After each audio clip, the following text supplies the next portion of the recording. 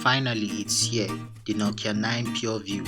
The Nokia 9 goes straight for the high-end enthusiast and places significant value on the design and camera performance. At first glance, the Nokia 9 looks like most other smartphones, the glass front and the back, an aluminum size. But once you place your hands on the phone, it's well polished and you feel the difference in quality between the phone and heavily refined flagships of today.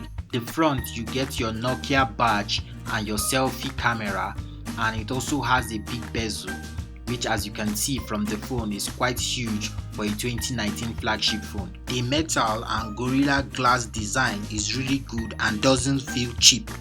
The power button and volume rocker are in a reachable position.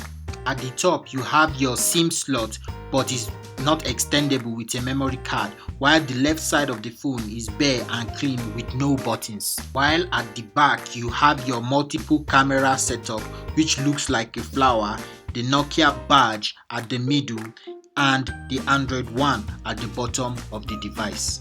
Still on that, you have the USB Type-C, the speaker grills, and the mic below.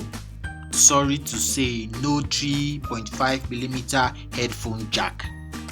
That's a loss. Nokia 9's display is one of its strongest features, as Nokia calls it the pure display, with a 5.99-inch POLED display with 18:9 aspect ratio.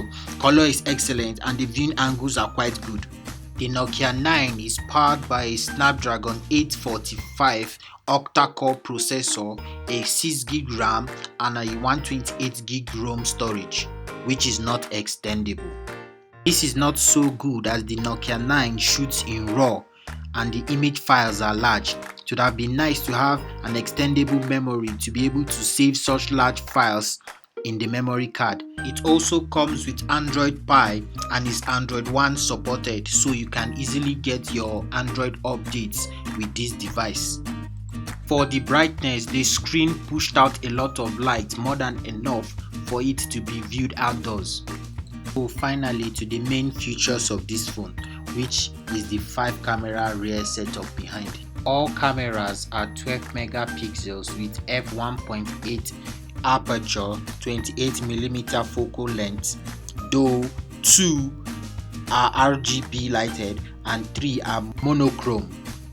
With my review unit, the camera on this device was tested, though we had a little problem with launching the camera, as we noticed that in changing some of the settings on the camera, it was a little slow for the phone camera to load. Though having a good camera, the software was a bit laggy. So here are some shots we took with the camera to show you the camera performance of the Nokia 9.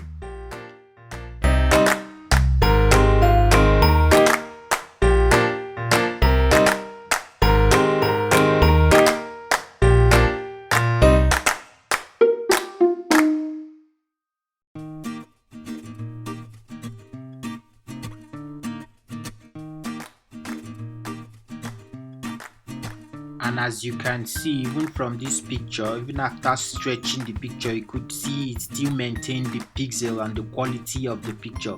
So this is a true testament to the Nokia 9 PureView.